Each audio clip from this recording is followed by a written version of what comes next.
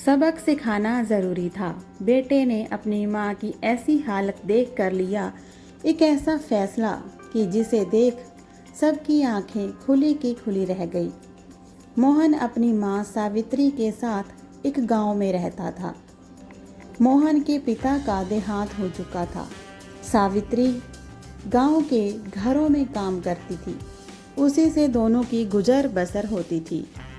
एक दिन मोहन ने अपनी माँ से कहा, माँ, तुम इतनी मेहनत करती हो, मुझे बिल्कुल भी अच्छा नहीं लगता। मैं अपनी पढ़ाई छोड़ कर कुछ काम ढूंढ लेता हूँ। ये सुनकर सावित्री रोने लगी। उसने कहा, बेटा, कुछ दिनों की बात है, तू पढ़ लिख कर अच्छी नौकरी करने लगेगा तो मुझे काम करने की ज़रूरत नहीं पड़ेगी। फिर मैं तेरी शादी कर दूंगी। बहू के आने पर मुझे आराम ही करना है। तू अपनी पढ़ाई पर ध्यान दे। मोहन माँ को बहुत समझाता है, लेकिन सावित्री उसकी बात नहीं मानती। उसे उम्मीद थी कि मोहन पढ़ लिख कर एक दिन बड़ा आदमी बन जाएगा। इसी तरह कुछ साल बीत गए। मोहन की पढ़ाई भी पूरी हो गई। उसे नौकरी भी मिल गई थी। एक दिन मोहन घर आया और उसने अपनी माँ से कहा, माँ, अब मैं तुम्हें अब काम पर जाने की कोई ज़रूरत नहीं है। मेरी बहुत अच्छी नौकरी लग गई है। अब तुम आराम करो। सावित्री उसकी बात मानकर काम छोड़ देती है। कुछ दिन बाद मोहन के लिए एक बड़े घर से रिश्ता आया। सावित्री बहुत खुश हुई। उसने खुशी खुशी मोहन का विवाह कर दिया। अपनी नई बहू रेखा को पाकर सावित्री बहुत खुश हुई। वह अपनी बहू को कोई काम नहीं करने देती। सारा घर का काम वो स्वयं ही करती थी। रेखा सारा दिन बैठी रहती। एक दिन मोहन ने अपनी माँ से कहा, माँ, तुम रेखा से भी कुछ काम करवाया करो। इस उम्र में तुम काम करती हो और रेखा बैठी रहती है। यह सुनकर रेखा ने कहा, मैंने तो माँ जी से कई बार कहा है कि काम करने के लिए, लेकिन ये सब अपने आप करना चाहती हैं। मोहन के कहने पर रेखा अगले दिन से ही सावित्री के साथ घर के काम करने लगी। कुछ ही दिनों के बाद सावित्री की तबीयत खराब हो गई। अब सारा काम रेखा को करना पड़ता था। कुछ दिनों के बाद रेखा का स्वभाव भी बदलने लगा। वह अब सावित्री से बात नहीं करती थी।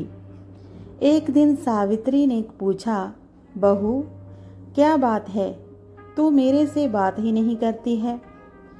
तब रेखा ने कहा, आपको पता है मैं कितने बड़े घर से आई हूँ और कितनी पढ़ी लिखी हूँ। तुम लोगों ने मुझे नौकरानी बना दिया। यह सुनकर सावित्री ने कहा, बहू, कुछ दिन की बात है, मैं ठीक हो जाऊंगी। उसके बाद घर का सारा काम मैं खुद ही कर लूँगी। लेकिन अभी तो मैं बिस्तर से उठ भी नहीं पा रही हूँ।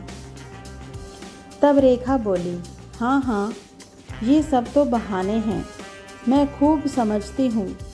मैंने काम करना शुरू किया तो आपने सारा काम मेरे ऊपर डाल दिया। ये कहकर रेखा अपने कमरे में चली गई। उस दिन उसने खाना भी नहीं बनाया। शाम को जब मोहन घर आया तब रेखा ने कहा, सुनो जी, मैं इतना काम नहीं कर सकती हूँ, इसलिए मैं अपने पिता के घर जा रही हूँ। तुम्हें अपनी माँ की सेवा करनी है तो करो, मुझसे ये सब नहीं होगा। यह सुनकर मोहन गुस्से में बोला, मैंने शादी अपनी माँ को आराम देने के लिए ही की थी। अगर तुम घर का काम नहीं करोगी तो माँ इस बीमारी में कैसे काम करेगी। यह सुनकर रेखा गुस्से में अपने घर जाने के लिए चल दी। तभी सावित्री ने उसे रोका और कहा, बहू, इस घर को छोड़कर मत जाओ, मैं सारा काम खुद ही कर लूँगी। रेखा फिर भी नहीं मानती और अपने पिता के घर चली जाती है। उसके जाने के बाद सावित्री रोती रहती है। मोहन कहता है, माँ, तुम क्यों रो रही हो? उसका गुस्सा कम होगा तो वो खुद ही आ जाएगी। यह सुनकर सावित्री कहती है, बेटा, तू अभी उसे लेकर आ और जब तक वह नहीं आए तू भी उसी के साथ रहना। मोहन कहता है, माँ, मैं तुम्हें इस हालत में छोड़कर कैसे जा सकता हूँ? लेकिन सावित्री कहती है, तुझे मेरी कसम, नहीं तो मैं अन्न जल त्याग दूंगी और इसी तरह मर जाऊंगी।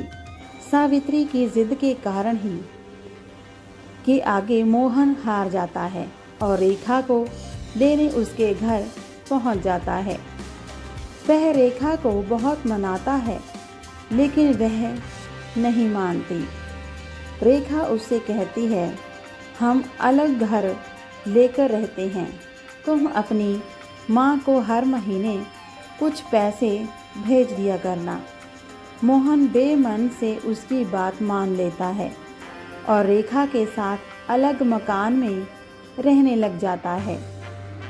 उधर सावित्री अकेली रह जाती है। वह अकेले में बैठी बैठी अपने मोहन को याद करके रोती रहती थी। एक दिन सावित्री के घर पर कोई दरवाज़ा खटखटाता है।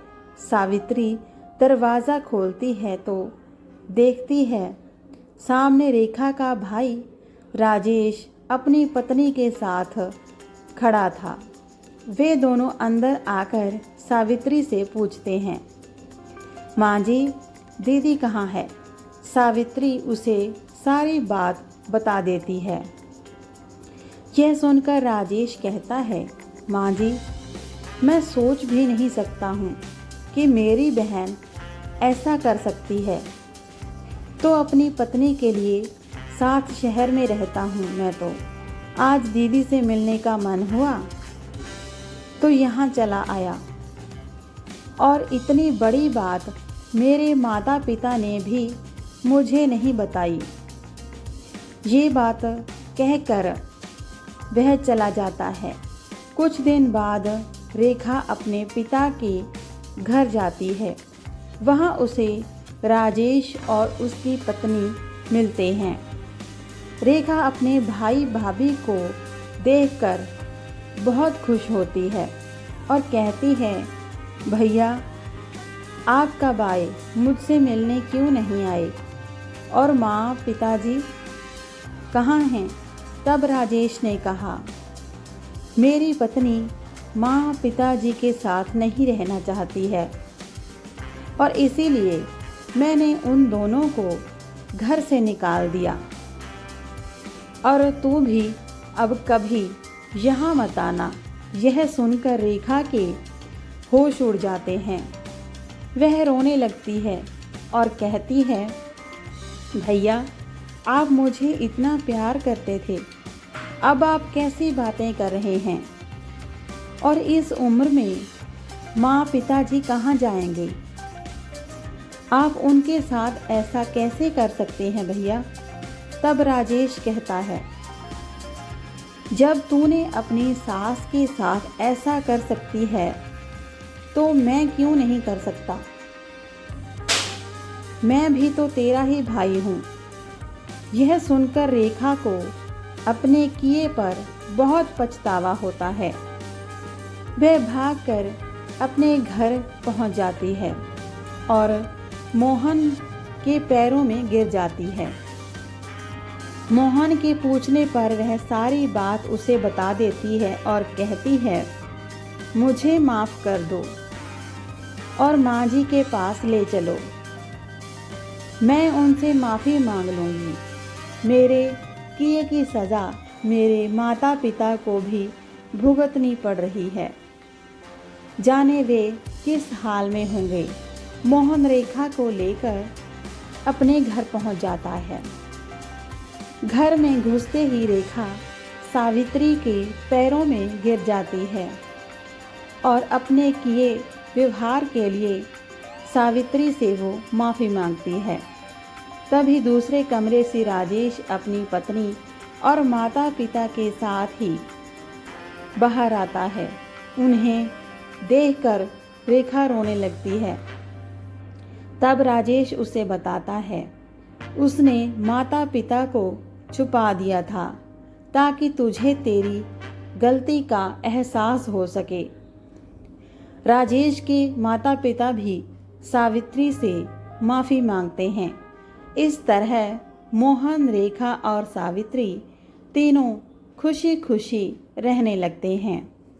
आज की कहानी अच्छी लगी हो तो कमेंट करके ज़रूर बताएं। चैनल को सब्सक्राइब करना ना भूलें। मिलते हैं नई कहानी में। धन्यवाद।